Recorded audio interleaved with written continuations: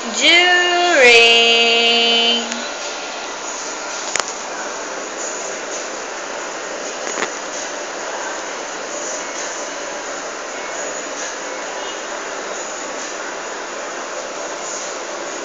Okay, so during the exam, so yun, day 1 yun na. So, NP1 and NP2.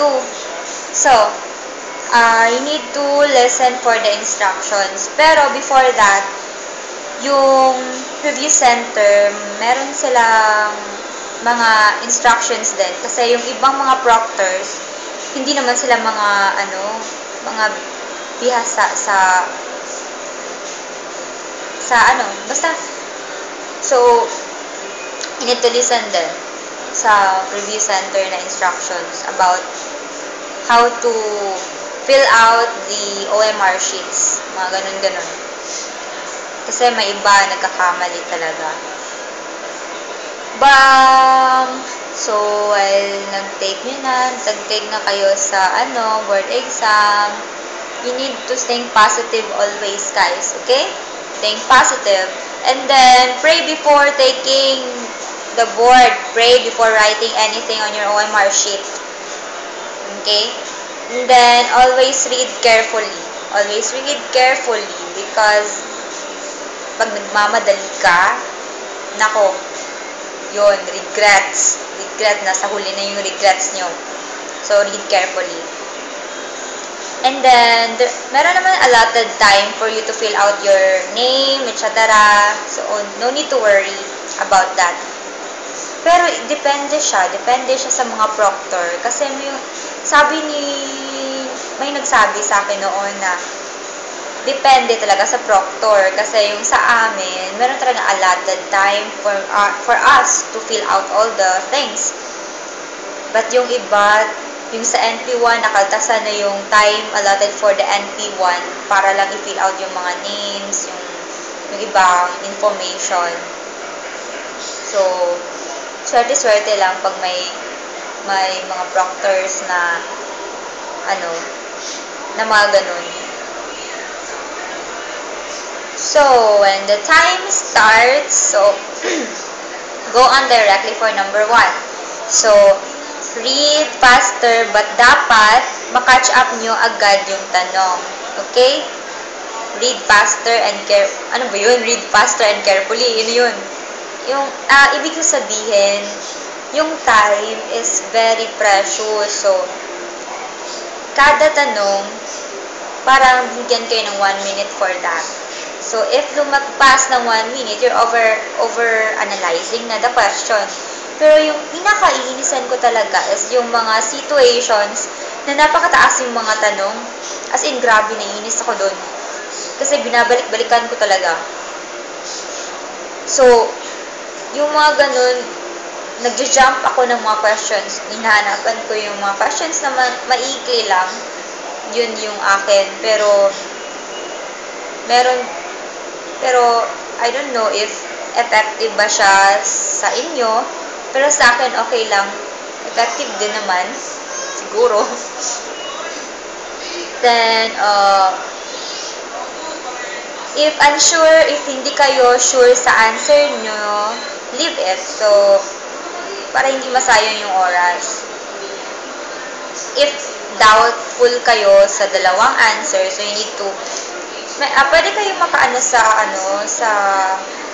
hindi yung answer sheet. Yung may questions ang tawag dun. Then pwede kayo magsulat-sulat dun. Yun sa mga question. So, pag doubtful kayo sa dalawang answer, so kulitan nyo na lang para mamaya daanin nyo na naman, balikan nyo, and hindi na kayo hindi na kayo maguluhan if saan sa apat. So, dalawa na lang choices.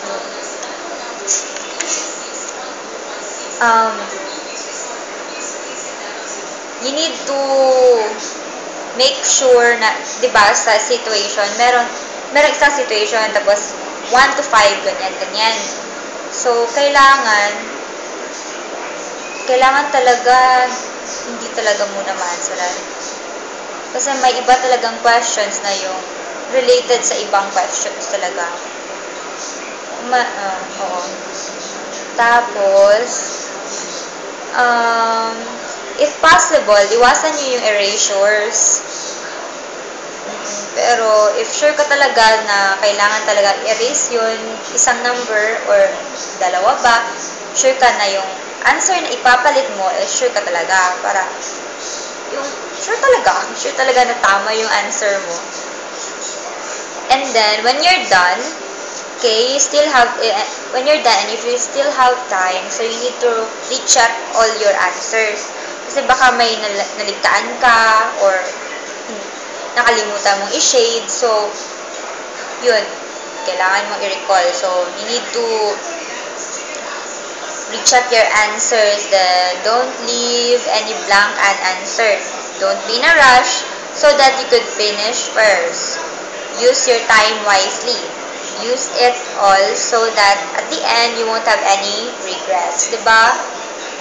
So, wag yung nagmamadali ka para ikaw yung mauna. Anong mapapala mo dun?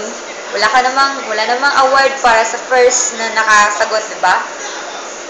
So, kailangan na yung time na allotted for the NP, nursing practice 1 to 5, gamitin nyo lahat. Para wala talagang regret sa huli, diba? Okay. So, after every nursing practice, so, di talaga maiwasan. Grabe, di talaga maiwasan. Some will discuss about their answers. Yung mga taong yun, nakakainis. Grabe. So, wag kayong lumapit sa mga taong ganon. Kasi nakakawala siya ng self-confidence. Kasi yung mga sagot nila, same answers nila, and sa'yo, iba.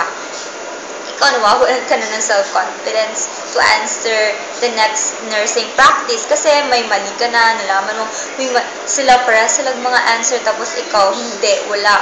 Iba yung answer mo. Sila A, ikaw B. O, na?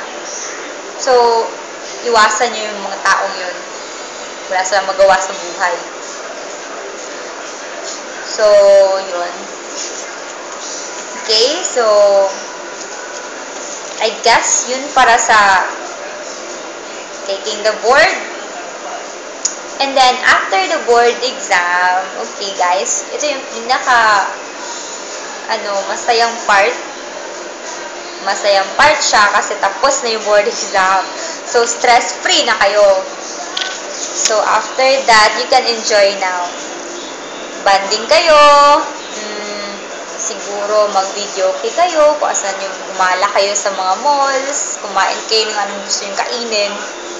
And have fun. Have fun talaga kayo. And then, to my widen back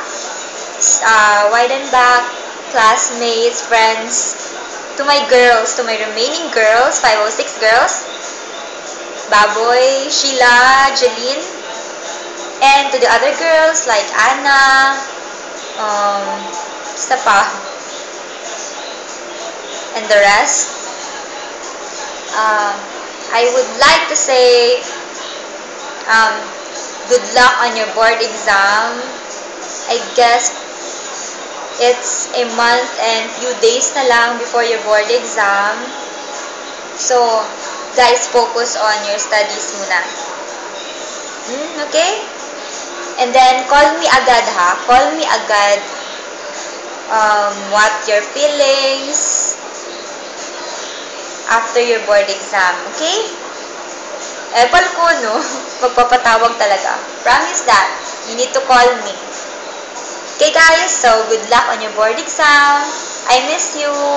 I hope sana na nakandyan ako sa Cebu para maka-ano sa inyo. Gusto ko talaga, sana makapunta ako dyan. Ma'am Joy, please. I want to go with the Dipolo group. Okay guys, so bye. I miss you.